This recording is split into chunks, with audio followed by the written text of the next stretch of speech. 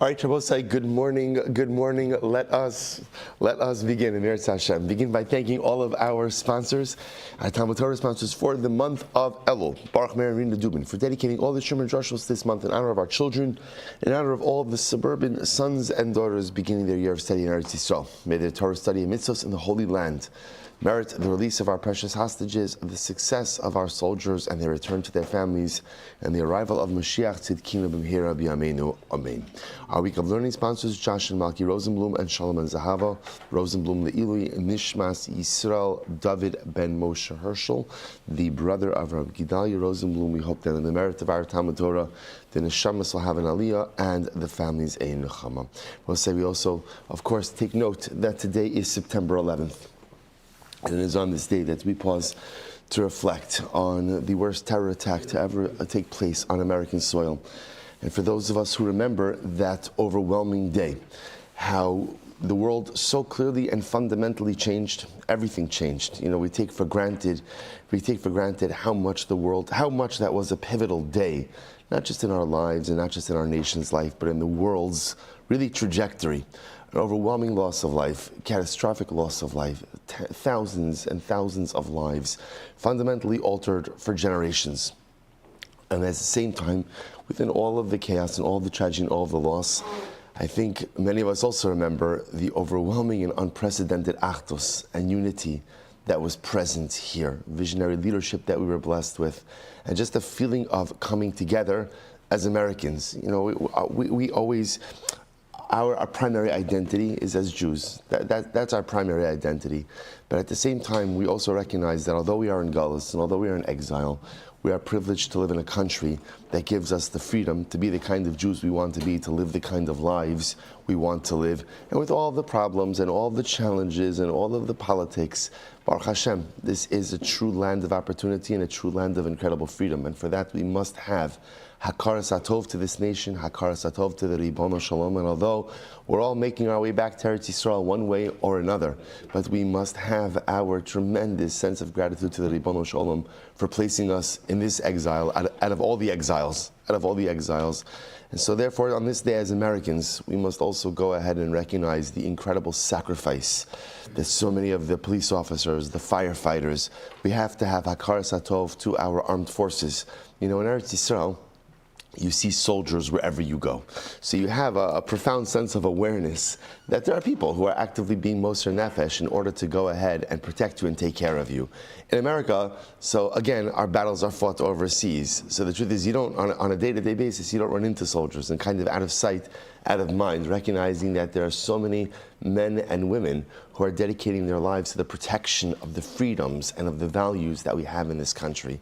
And it's important for us to recognize that the rights and the responsibilities and the opportunities we have here don't come cheap. They don't come cheap. People are moser nefesh every single day to allow us to continue to have them. So on this day of September 11th, we pause, we reflect, we learn, we daven for an aliyah for the neshamas of all of those who were lost on this tragic day.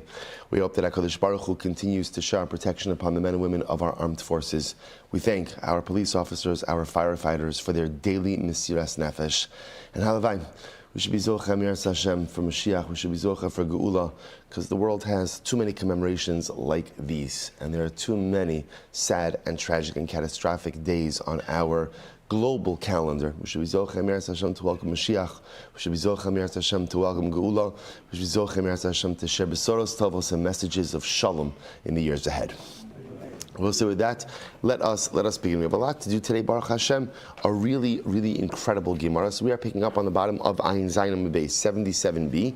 Really, the truth is we got onto the top, but actually, we can really start at the top of Ayin Ches 78. Oh, and a special mazel tov to Ari and Shoshana Lerner on the engagement of their son Yehuda to Michal Pacino. Mazel tov, mazel tov. Continue simchas, brachas, nachas. It should be zochet to walk the chassan down to the chuppah b'sha'at tova u'mitzlachas. Mazel tov. So we are picking up Emiras Hashem on the top of Ayin Ches Mud Aleph, 78a. So if you remember again, we were locked in a fascinating machlokes in Rabbi Yehuda and the Rabbanon about, remember, our Mishnah is continuing on the same general topic, which is when you buy something, what is included in that sale. So we had in this particular Mishnah, the topic was you bought a wagon, what comes with the wagon, or you bought mules, what comes with the mules. At the end of the Mishnah, we recorded a very interesting machlokes between Rabbi Yehuda and the Chachamim, namely about can you go ahead and tell what is included in the sale based on the price tag. Rabbi Yehuda says absolutely yes. Look at what the price is, and you can tell if the price is the price a wagon price, is the price a wagon and mule's price. Chacham saying no, you can't tell anything from the price tag. So we'll say, so now the Gemara says okay, so let's focus on the Chachamim. If you can't tell anything from the price tag, so let's say for example I'm selling Reuven a wagon. Let's say, what is it? The MSRP, on a MSRP on a wagon, is $1,000. It turns out I sell the wagon to Reuven for $2,000. So according to Rabbi Yehuda will say $2,000 is not a wagon. $2,000 is probably a wagon plus mules. Chachamim say no. If you say you're selling a wagon, you're selling a wagon. So we'll say, so okay, if I'm selling a wagon for double the price, what is that called? What is that called? Oh no, that's called oh no. And ono at that rate, which is more than a sixth, is going to lead to bittul mekach, is going to lead ultimately to the voiding of the sale. So the Gemara says, so according to the Chachamim, if you can't tell what's included in the sale ultimately again by the price tag, so in a case of overcharging, you should lead to bittul mekach. So why don't the Chachamim say that ultimately if the price is too high, then the sale is voided? Top of ayin ches v'chi tema. Bittul mekach l'Rabbanan les lahu. Maybe the Rabbanan don't subscribe to this. As Rashban points out over here, obviously everyone has to agree with the concept of ona. Why does everyone have to agree with it? Why? Because it's written in the Torah, right? Because contrary to popular opinion, you don't have a say about what's written in the Torah, right? In other words, if the Rebbeinu Shalom said it, then it's truth. It's truth. I can strive to understand it. I can struggle to contemplate it. But Lamaisa, again, I can't dispute it. So, no is written in the Torah. So what does it mean when the Rabbanan say Bittul Mechach? So maybe the Rabbanan hold like this. Maybe the Rabbanan say that although above a sixth is Ona, at the end of the day, more than a sixth does not negate the sale. In other words, maybe they hold, okay, so I have to return the extra funds, but the funds still stand. The Gemara says, "V'lo, is that true?" V'hatnan, the Rabbanan do hold to make bittul mechach. Rabbi Yehuda says, "Hamochar sefer Torah behema umargalis." If a person sells a sefer Torah, an animal or a precious jewel, ein lahen ona'ah. So we've seen this before. These are all unique type items, right? Sefer Torah is valueless, invaluable. Right, invaluable. Right, invaluable. Sefer Torah is invaluable. Right, Markalis, a precious gem, and a behema. Now, the reason a behema, interestingly enough, wouldn't be subject to ona'ah is because sometimes, again, and Rashban points this out, if you need an animal, additional animal for your plow, you can't. Let's say I have one animal, right? You can't just pair up any other animal with a pre-existing plow animal. It needs to be a shidduch, right? Someone needs to finesse this. Someone needs to get resumes, right? Someone needs to go ahead and really understand what's involved. It's a joke. We'll say a joke. Good morning. Right, wow, a lot of very serious. All right, maybe it's a bad joke. Right, so nice again. So nice. There's like a process that's involved. So because of that, at the end of the day, there's no onar. Remember, we have this concept that anything that is highly unique is not generally subject to onah. So, for example, one of the things that everyone agrees is never subject to onah is karka. Excellent. Real estate. Real estate. Why? Because we all know real estate is so subjective. If I need a particular parcel for a particular reason, or because maybe it's an adjacent parcel or it's a unique parcel, again, there's not a fixed value for that. So the Gemara says, Amru. So they said back to Chacham, said back to Rabbi Yehuda, they disagreed. They said no, the only thing that there isn't ona'ah for are avodim, karka, and hekdish. Those are three things that there are not ona'ah for. So we'll say, so the Gemara says, so the Gemara says, so what do you see over here? You see over here that the Rabbanan do hold of bittul mekach. So what's going on over here? So they do hold that if onah is over a certain amount, it could void the sale. So what's going on over here? My ein damim raya. So what does it mean when the Rabbanan say ultimately again that the amount of money that you pay is not a proof to what it is that you bought? So the Gemara says, my ein damim raya nami diktani tahavi bittul mekach. No, what the Rabbanan says is like this. You're right. All the Rabbanan are saying in the Mishnah is that halacha l'maisa, you can't tell what you bought in a particular transaction based on the amount of money you spent. That's all they're saying. they're not suggesting that there's not ona. In other words, let's play this out for just a second. I sold Reuven a wagon. I sold it to him for $2,000. Normally a wagon costs $1,000. So Rabbi Huda will say, oh, $2,000 is just the wagon. No one pays $2,000 is just the wagon. It was the wagon plus the mules. All the Rabbanan are saying is that, no, we don't say that. We don't say that. If you contracted to buy a wagon, you bought a wagon. But it turns out that what happened? What did Reuven do? He bought a ridiculously overpriced wagon. That's what happened over here. Okay, we have price controls for that called ona'ah. So therefore, again, that's going to trigger a separate set of halachas. But this is not the sugya of ona'ah. That's not the sugya. So Rabbanan will say, of course, if it's ona'ah, then Reuven is going to say, Silber, you overcharged me by more than a sixth. The sale is void. Give me back my money. I'm giving you back the wagon. Shalom Yisrael. That's it. So there are the laws of ona'ah. All the Gemara is pointing out over here is, that's not our sugya. So therefore, again, the Chachamim in the Mishnah they're not commenting on that. That's not the area of their discussion. There's no comment on that. Therefore, halacha l'maisa, all they're saying is you can't tell what you bought by the price tag. But absolutely agreeing that after all of this kind of shakes out, Reuven could come back to me, sue for onah and bitul mekach. The other possibility is Kiyam Rabbanan onah. This is fascinating. There's another possibility, this Rabbi said, which is Kiyam Rabbanan onah, that when the Rabbanan do agree to onah, and therefore they do agree that, let's say again, like we've seen before, that over a sixth, you could void the sale and get your money back. But listen to this. When do they say onah and bitul mekach? Bichdei shahadas toa. Ava bichdei she'ina das toa, lo emer matana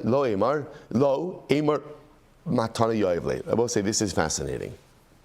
The Rabbanan want to make the following distinction. When does onah apply? Onah applies when the amount that you overpaid is within the realm of normative error. Right? Like in other words, think about this in just a moment. Onah is a sixth. So you could see how a person could inadvertently overpay by a sixth, a fifth, certain amounts which make sense. So Rabbanan say onah applies in a situation where the amount of overpayment, it makes sense that it was that the buyer didn't know. But if the amount of the overpayment is so overwhelming, right? It's so overwhelming, that's not onah. What is that? A matana.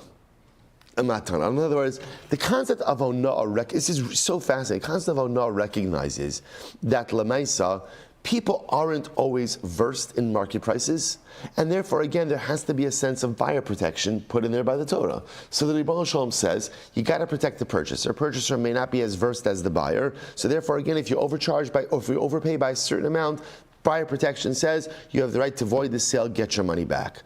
But if the amount of overpayment is so overwhelming that if a wagon costs $1,000 and I charge Reuven $2,000 and Reuven pays that can't be onah. Everybody knows that a wagon is $1,100, $1,200, $1,300, but double the price. It can't be that Reuven is getting overcharged and doesn't realize it. Rather, it must be that what?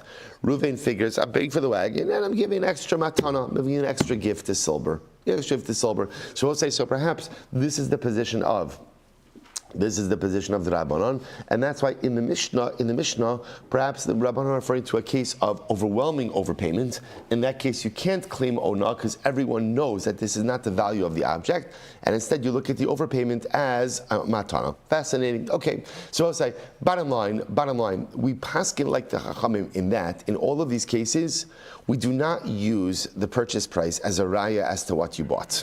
Right? In other words, our whole sugya is predicated on the idea that when you contract to buy a wagon comes with A, B, and C, does not come with D, E, and F. And you plug that into every scenario. You plug it into fields, you plug it into an olive press, you plug it into a wine press, you plug it into boats, right? That's been our entire sugyas. That's how we paskin. We do not look at the price tag to indicate what it is that you bought from the seller. So we paskin against Rabbi like the Chachamim. That being said, If it turns out that I bought a wagon, and it turns out that I grossly overpaid for that wagon, so I have recourse, right? Those are the halachas of onah. But that's a separate sugya, not our sugya right now. Incredible. Let's go back there. Hamochas achamar. We'll say coming to donkeys now. Person buys a donkey. Or I should say, I'm selling a donkey. Lo machar kelav. So the utensils of the donkey are not included with the sale of the donkey. Utensils not included. Now, what are donkey utensils? In Meretz Hashem, we'll see in just a little bit. Nachum Hamadi Omer. So Nachum Hamadi said, machar kelav, not true. Not true. When you go ahead and you buy a donkey, included in the donkey are the donkey utensils. Rabbi Huda says, Pamim mechurin, pamim eina mechurin. Rabbi Huda says the truth is, sometimes when you sell a donkey, the utensils are included. Sometimes they're not. So, Kate, that's what I say. So, how do you know? Like, I'm in the market for a donkey. How do I know if the sale includes utensils, kalim, or doesn't include kalim? How do I know that? Listen to this. Very simple. Haya chamer lefan of the kelev alav. So, I go over to Ruvain. Right? Ruvain has a donkey. And so Reuven's donkey is right there, right there, and its utensils are on it. Now we still don't know exactly what utensils are, but we'll find that in just a few moments. But whatever they are, right? The donkey is there, and the utensils are on the donkey. V'amar and I say, Reuven, machar li chamar chazeh. Reuven, sell me your donkey. Sorry, or I should say the lashon of is very important. Machar li chamar chazeh. Sell me this donkey of yours. Hare kelev mechurin. That sale then includes the donkey and the utensils. Now we're going to talk about how the wording over here is very specific. Machar li chamar chazeh. Sell me this your donkey. This your donkey. Or this donkey which is yours. So everything is included in that sale. On the other hand, chamar chahu, right? If I go ahead and I say Ruvain, chamar chahu, so right, this donkey is yours, sell it to me. Ein kelev mechurin. In that case, I bought the donkey, I did not get the utensils. Okay, why that distinction? We'll see in the Gemara. Amr Ula. So we'll say Ula comes along and says it's machlokas. The machlokas not between. I will say, so what we're focusing now over here is the machlokes between the Tanakama and Nachum Hamadi. Tanakama says that when you buy a donkey, so utensils are not included. Nachum Hamadi says they are included. So it says the Gemara now, Amr Ula, machlokes besak v'disakya v'kumni. The machlokes between Nachum and Tanakama has to do literally again with the sacks, right? With the sacks. The sakya is a saddlebag, and kumni. The Rashbam says over here, kumni is merkavta denashi, a women's saddle. Remember again, women would sit side saddle on a donkey, so that saddle looked different than a typical men's saddle. So therefore, Ula says like this: when we speak about, again, the Machlokes Nachum Hamadi and the Tanakama about what's included in the sale, so that's speaking about really a sack, a saddlebag, and a women's saddle. The Tanakama Savar Nabose, so if you notice what those things really are those are much more for transport. Now watch this. The Tanakama Savar, Stam Chamer Lirkov Koi. Tanakama holds that Stam, a normal donkey, what is the use of a normal donkey, of a regular donkey? Transportation, right? Riding. V'Nachum Hamadi Savar, Stam Chamer Lamasoi Koi. On the other hand, Nachum Hamadi holds that no, a Stam Chamer is really for carrying a burden, for carrying a load. In other words, we'll say the Machlokes Tanakama Nachum Hamadi is really about what is the primary use of a donkey. Chacham say primary use of a donkey is to ride on it. Nachum Hamadi is its use for transporting goods. So we'll say, therefore again, the machlokes is about these items. Aval ukaf, umar das, kilkali v'chavak, divrei hakol mechurim. This is very interesting, but everyone agrees that literally again the saddle, that's the ukaf, mardas is the blanket. Remember again, you wouldn't normally put, at least for a donkey, you wouldn't put a saddle right on the donkey, you put a blanket underneath the saddle so that it doesn't chafe against the animal. Kilkali v'chavak, these are the straps that keep the saddle on the animal. Everyone agrees that these are included. So we'll say these are the riding items, right? In order to ride a donkey, you need these items. So interestingly enough, the Gemara Ula suggesting that the Machlokes, Tanakama, and Nachum Hamadi is only regarding utensils that are used for transporting of goods. Are those included? Are those not included? So Nachum Hamadi says they are included, because Nachum Hamadi says primary use of a donkey is for transportation of goods, and therefore the utensils used for transporting goods are included. The Chacham say no, they're not included, because primary use of a donkey is for is for riding. But everyone agrees, saddle, blanket, straps are always included in the sale of the donkey. Okay, so let's analyze. So Meisvei, Gemara is the kasha, Meisvei, Chamar v'kelav, ani mocher lecha. Right, so let's say I say to Ruvain, I'm selling you my donkey and its utensils. Harezeh machar es ha'ukaf, v'es ha'mardas, v'es ha'kol koli, v'es ha'chabak. So included in that sale, again, is the saddle, the blankets, and all the straps. Avalo machar sak v'desaki v'kumni. But not included is the sacks, right? The saddlebag and the women's saddle. Ubizman she'amar lo hi v'choma she'aleh harei kulan mechurin. But if I say to Reuven, I'm selling you everything, then everything is included. Okay, now watch this. If you notice the way the lashon over here is, I'm including the word kelav. Time of the amar lechamar v'kelav hu dekani ukaf mardas. Now it sounds like the reason why Reuven is acquiring the saddle and the blanket and the straps is because I said I'm selling you a donkey and its utensils. Ha lo amar lehachi. If I weren't to say this, lo. So the Gemara says, then it wouldn't be included. This is contrary to what we just said before, because Ula said that the saddle, the blanket, and the straps are always included. Always included. According to this price over, it sounds like only if you say the chol kelav are they actually included. To which the Gemara says, no. Not true. It's like Ula's correct. That normally when you buy a donkey, you both say, what is included in a donkey? What's included in a donkey? Number one, you get a donkey. Number two, okay, right, the basic riding utensils, which are the saddle, the blanket, and the straps.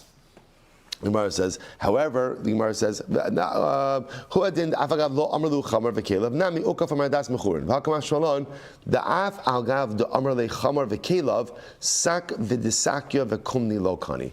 The chiddush of Rabbi Osai is that even though Reuven said to him, I'm selling you my donkey with all of its utensils, all of the utensils does not include the saddlebag, the sacks, and the side saddles. So the Gemara will say, so what's coming out of here is something very interesting, which is that halacha l'maisa, whenever you go ahead and you buy a donkey, right? Donkey comes with saddle, blanket, and saddle straps. That's always included.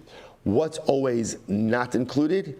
Any utensils used for transporting merchandise. If you want those included in the sales, that must be articulated separately, right? That must be articulated separately and explicitly. Okay, so Gemara says, my kumni, by the way, what's a kumni? Amar Papa Rabbi Shmuel, merkafta derashi, a women's saddle. Okay, fine. Say by the home. So Gemara asks a kasha. Ba'odan alav machlokes. Ava b'sheinon alav modelahu nocham hamadi. So I'll say, the Gemara asks a question. Here's the shaila.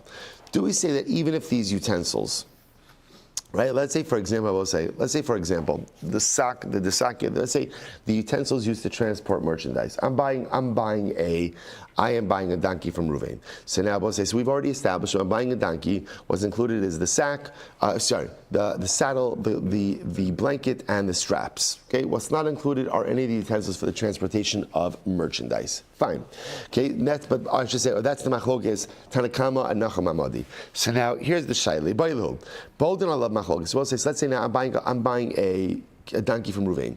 And now on the donkey, let's say currently now on the donkey, as we're discussing, is the sack, is the side saddle, are the saddlebag. So these items now are presently on the donkey. So so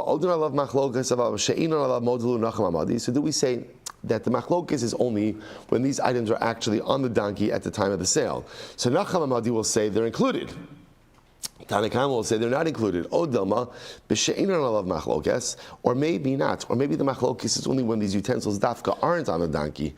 Ava ba'odan alav, but when they are on the donkey, moda le rabbanan lenachum. Maybe the rabbanan agree that if these items are on the donkey at the time of the sale, then what? Then they're certainly included. So let's analyze. So Tashma, ubizman sha'amar lo hu v'chol ma sha'alav. At a time, right, what did the Mishnah say? At a time when Reuven says to me, I'm selling you the donkey and everything that is on it. Harei kulan mechurin. Everything is included in the sale. So says the Gemara, I amrit bishlama ba'odan alav machlokes. If you say that the machlokes ultimately is when these utensils, merchandise utensils, are on the donkey. That's the machlokes, Tanakama and Nachum Hadi isn't included. Hamani Rabbanan, that reflects the view of the Rabbanan, because even the Rabbanan agree that ultimately if Reuven says, Silber, I'm selling you the donkey and everything that is on it, what does that include? That includes the merchandise. That includes the merchandise kelim as well. So that's Rabbanan Eli Amrit Pesheino machlokes. But if you say that the machlokes between Nachum Hadi and Tanakama is only when the items are not on the donkey, but when they are on the donkey at the time of the sale, everyone, even the Rabbanan, even the Chacham, Tanakama, agrees that it's included. So the Gemara says, Hamani, whose opinion does this reflect? To which the Gemara says, you're right. The Olam b'she'in odin alav machlokes. The reality is, the machlokes, Hinacham Hamadi and the Tanakama, is only when these merchandise kelim are not on the donkey at the time of the sale. Rabbanani, and therefore the aforementioned statement reflects the view of the Rabbanan. Ve'ima o bizman she'amar lo hu v'choma sheroi lios alav. Ultimately, again, and read it and say when Reuven makes a statement, I'm selling you the donkey and whatever utensils are normally on this donkey, whatever is fit, so to speak, to be on this donkey. Good. So Tashma, Rabbi Yehuda Omer, pamim mechurin, pamim she'en mechurin. So what Rabbi Yehuda says, sometimes. These items, right? Sometimes these items are included in the sale. Sometimes they're not included in the sale. So the Gemara says, "My love, amai de ka'amar Tanakama koi." Is Rabbi Yehuda not commenting on what the Tanakama said? To which the Gemara says, "I'm sorry, my love, amai de ka'amar Tanakama koi Rabbi Yehuda." Is Rabbi Yehuda going? Isn't Rabbi Yehuda commenting on what the Tanakama is speaking about? To which the Gemara says, "No. Rabbi Yehuda, Amud Beis Rabbi saying milsa achrisi ka'amar." Rabbi Yehuda actually is commenting on something dramatically different. Fine. Amrli Ravina. The Rashbam points out over here, Milsach Risi Ka'amar, top Rashbam on 78b, Inhu Iri B'She'in Odin Alav. Rabbi Yehuda himself is talking about when the utensils themselves are not on the donkey. Amrli Ravina Ravashi. Tashma.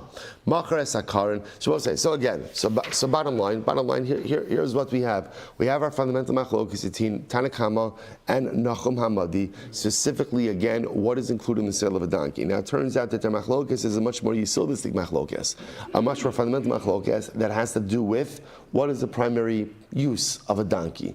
Is the primary use of a donkey for riding, or is the primary use of a donkey for transporting merchandise? Now that being said, just to qualify that for a moment, everyone agrees that a donkey is used for riding.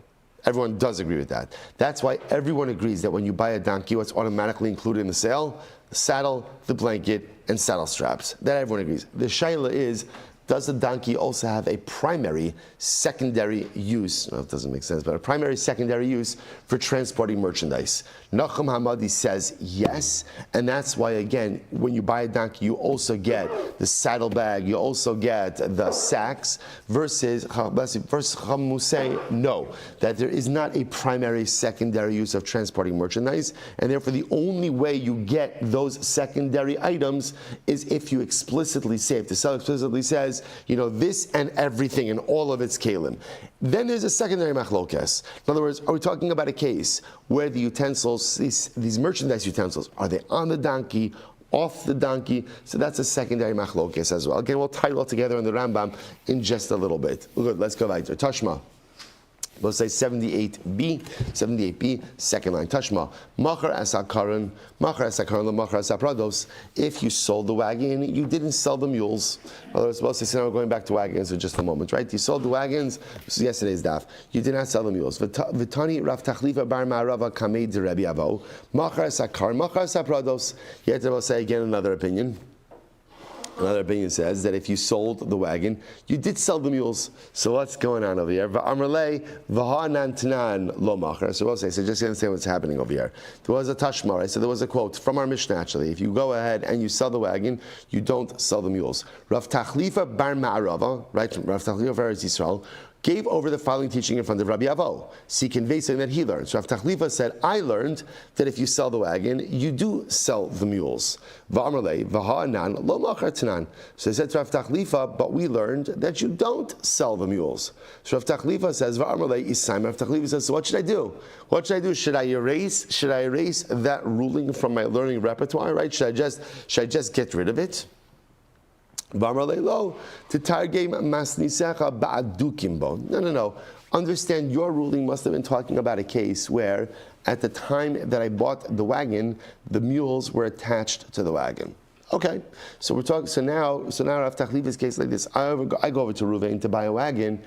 We contract to buy the wagon, and the mules are attached to the wagon. So then Rav Tachlifa's ruling says, if the mules are attached to the wagon, then what? The mules are included in the sale. In the sale, so the Gemara says, "Mechlal demasnisin b'she'in adukim bo." Both say first wide line. So then we have to infer then that our Mishnah that said that when you buy the wagon, you don't get the mules. Must be talking about a case of where the mules aren't attached to the wagon. Or midaresha b'she'in odin alav. Now, both say if this first part of the Mishnah is talking about again where the mules are not attached to the wagon, seifa nami b'she'in odin alav. So we'll say. So what we're assuming over here is that halacha l'maisa. All of these Mishnayos are connected, right? Because they're all the same theme.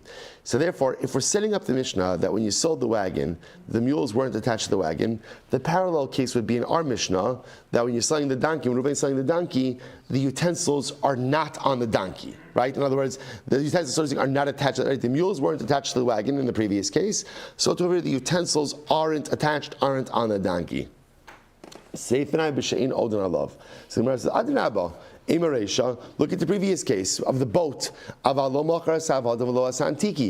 Again, remember the Mishnah said that if Reuven sells me a boat, what's not included are the avadim, the slaves, the workers who power the boat, and antiki. Antiki is merchandise on the boat. Varminan, my antiki, what's antiki?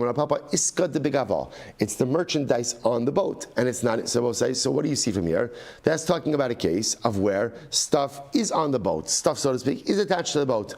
So since the reisha, the first quote unquote case, the boat, right? Because that's the first case in this parak. So since the case of the boat is talking about where stuff is attached to the boat, therefore what? Seifa, our Mishnah, nami ba'odin alav. Our case, i.e. of the donkey, must also be talking where the merchandise or the kalim are also on it. Ella Timar says, you're right. The truth is, let's stop this. Ella, Tana mili katani. The reality is, I will say, that these cases are separate and distinct. In other words, as much as all of these Mishnayos are all the same topic, namely that when you buy something, what's included in the sale, each Mishnah is really reckoned separately. Some of the cases are going to be where the items are bundled together, like in the case of the boat, right? Everything is on the boat. But yet in the case of the wagon, the mules are not attached to the wagon. But in the case of the donkey, it's possible that we're talking about a case where the kalim, the utensils, are on the donkey. So each Mishnah effectively is reckoned separately. Incredible. Amar Abaye. Abaye says as follows. So we'll say, this is how the sugya ends off. Great piece over here. Amar Abaye, Rabbi Lazar, Rabbi Shmuel, Rabbi Meir, Rabbi Nasan, V'sumchos v'nacham Amadi, Kulus Fila. Rabbi says the following: all of these Rabbanim, Rabbi Lazar, Rabbi Shimon Gamliel, Rabbi Meir, Rabbi Nasan, Sumchos, and Nachal Amadi. Now Nachal Amadi is our Mishnah. Nachal Amadi, all of them agree. Kulus Fila, ki mazbin inish midi, iu v'chol tash mishase mazbin. All of these Rabbanim hold that when you buy something, included in the sale of the object are all of its related accessories. Okay, now we'll say, so now, again, remember, just before we go on, so obviously the springboard for this is Nacham Hamadi in our Mishnah, right? Nacham Hamadi holds that when you buy a donkey, both say, what is included, right? Act now, and what is included in the sale of the donkey? What's included? So first of all, everyone agrees. What's included? What's included? Saddle, blanket, saddle straps. But Nacham Hamadi goes a step further. He says, what else is included? All of the merchandise utensils. So included, interestingly enough, in that is the sacks, like the bags, right, that carry merchandise, the saddle bag, and the women's side saddle. Now, by the way, why is the women's side saddle grouped over here? So I didn't mention this before. The Rashbam says because a woman rides on the donkey differently, it's a side saddle. It's looked as a mechanism of transporting something rather than a riding utensil. Right? So a regular saddle is looked at as a riding utensil. The side saddle is looked at more as a transport item. So it's grouped therefore with sacks and saddlebags.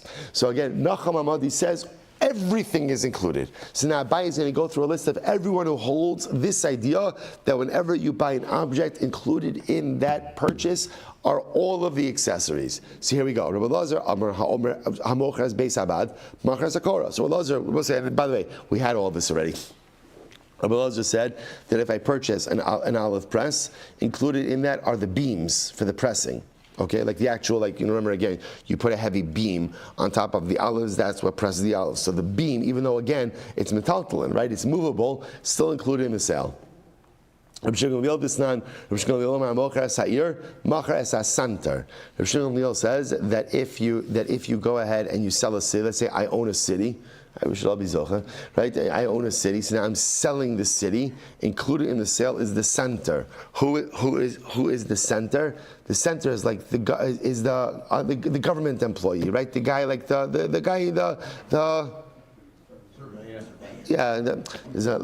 mayor, but he actually does something. In other words, it's the person, like it's the public servant who actually works, right? Who goes ahead and actually runs the affairs of the city. See, he's included in the sale. Rabbi Meir, what does Rabbi Meir say? Desanya. Rabbi Meir Omer, Machar Esakerem, Machar Tashmishi Akerem.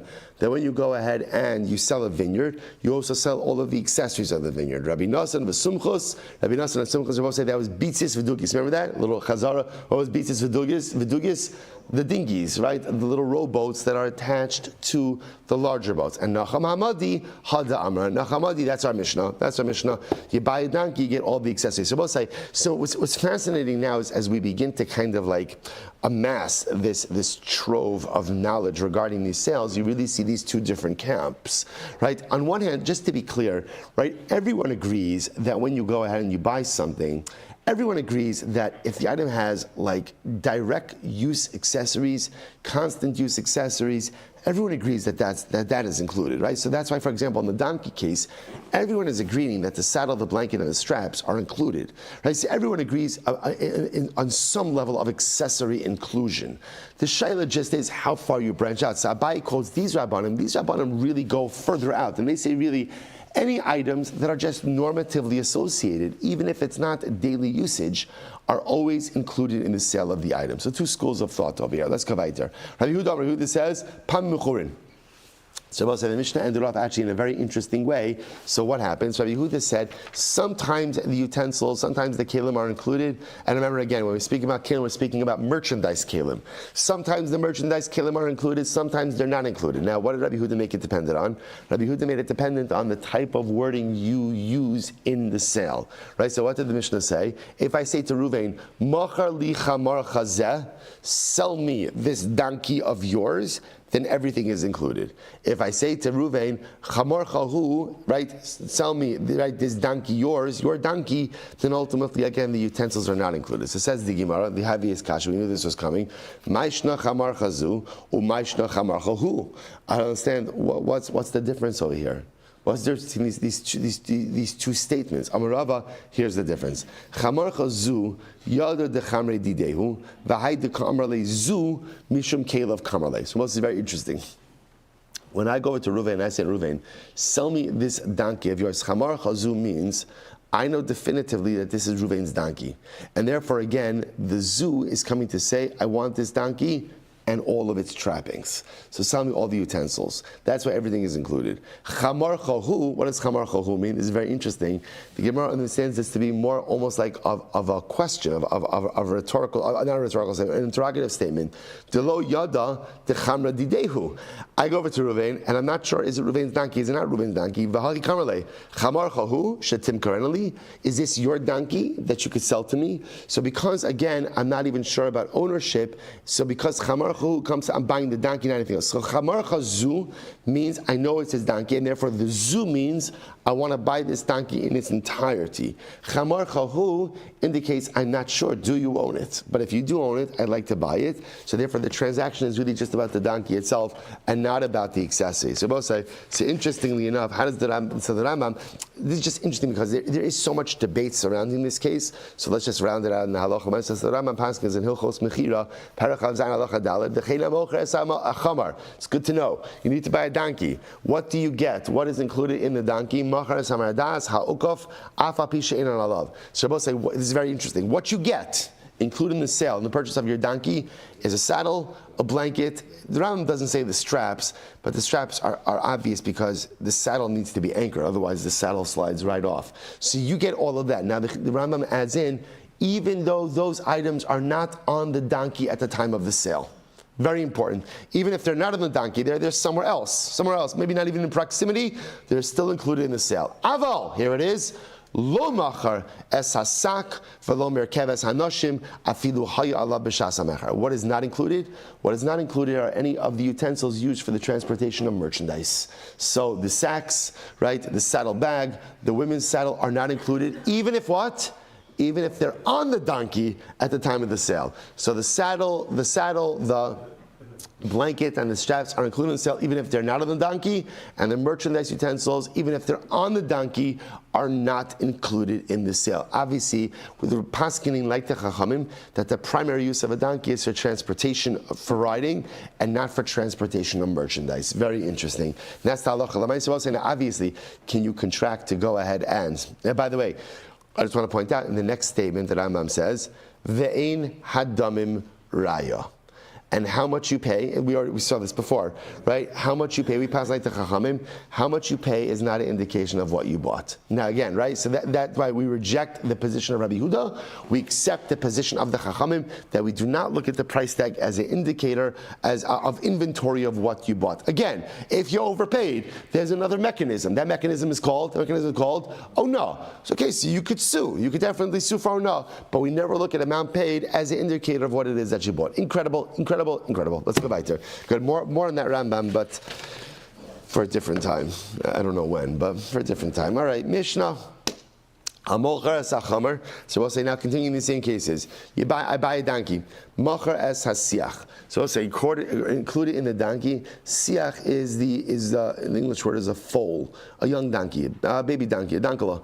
Right. So what happens? So I buy a donkey. Included in the donkey is the baby donkey. Right. Is the siach. Machar es hapara. Lo machar es bina. Now, interestingly enough, if you buy a cow, so the calf is not automatically included in the sale of the cow. So you buy a donkey, and the donkey has a young, right, the foal included in the sale. You buy a cow, the cow is the calf is not automatically included in the sale. Machar ashpa, if I sell, or again, if I purchase a dump, right? Ashpa literally means like a garbage dump. But in this case, really what it's talking about over here is, it's a manure collection site. Right? It's where people deposit manure, so like it could compost a little bit, and then ultimately again be used as fertilizer. So if you buy an ashpa, machar zabla, you get the manure included, right? You get the manure as well. Machar bar, machar mema. If I buy a bar, so I'm buying a water cistern. So again, included in the cistern is the water, right? Machar kavaris. If I buy a beehive, machar devorim, bees are included in the hive. Machar shovach, if I go ahead and I purchase a dovecote, included in the dovecote are the yonim, are the doves. Incredible. So let's go through this. So let's talk about the first case. And now this distinction, interestingly enough, between the donkey and the calf, and donkey and the cow. Right? So if the donkey has young offspring, so included in the sale of the donkey is the offspring. Yet if the cow has offspring, so the calf is not included in the sale of the cow. So what's the pshat? So what's the case over here? Ida amarlei. So what's the case? If I go over to her and say, Ruvain, I'm buying this animal and this offspring, so obviously the offspring is included, right? It doesn't make a difference if it's a donkey, doesn't make a difference if it's a cow. If I explicitly say offspring is included. If I just contract to buy the animal and don't mention anything about the offspring, why would the donkey offspring be included? Why would it be included? To which the Gemara says, here we go. Amra Papa, Damrale, Chamor Miniko, Para Minikani Mochalacha. I will say, what's the case? The case is where I contract with Ruvain to buy a nursing donkey and a nursing cow. Now watch this. So the Gemara says, Bishlama Para Ikalamemer Lechalbaboy. Now we'll say, when I buy a nursing cow, so it's very possible, why do I say I want a nursing cow? What am I really after over here? Milk. In other words, so to contract to buy a nursing cow, I really want them. In other words, it's possible I don't care about the calf. I want a cow that's producing milk so that I have a dairy cow. I have a dairy cow, and therefore again I have the added benefit of the milk. Chamor my kamerle. So I will say, to say that I want a nursing donkey, what am I going to do with that? Right? In other words, obviously the milk is not kosher. What am I doing with it? So the way halacha interprets the request or the sale of a nursing donkey is ultimately again the donkey and its offspring. Right? That's what it means to purchase a nursing donkey. That means a donkey and its foal. A donkey and its young shmamina. He ubina ka'amrle. So we'll say, so therefore again, that's the distinction. So because again, so therefore, just understand, the way the Gemara is setting up the Mishnah's case is, obviously, if I say, I'm buying a donkey and its offspring, obviously you're getting a donkey and its offspring. Cow and its offspring, obviously you're getting both. The case over here is where I contract with Reuven and say, Reuven, I'm buying from you a nursing donkey, a nursing cow. By nursing cow, we interpret that to mean that really what you want is the milk. So therefore, you get the cow, you don't get the calf.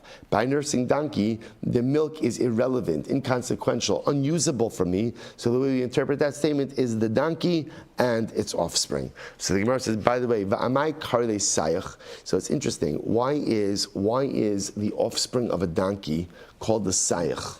Right? In other words, we'll say what the Gemara is picking up on is like etymologically, what does that mean? So we'll say this is so beautiful. Shemahalich achar sicha noah.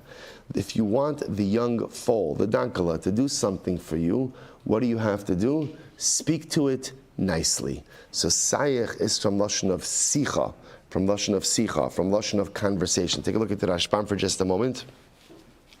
The Rashbam says, Shemahalich achar sicha no. It's in the wide lines of the Rashbam, 2, 4, 6, 7 lines. Sicha no, I will say it's incredible. Bekriya benachas or beremiza holich lamakum sha'adam chavetz.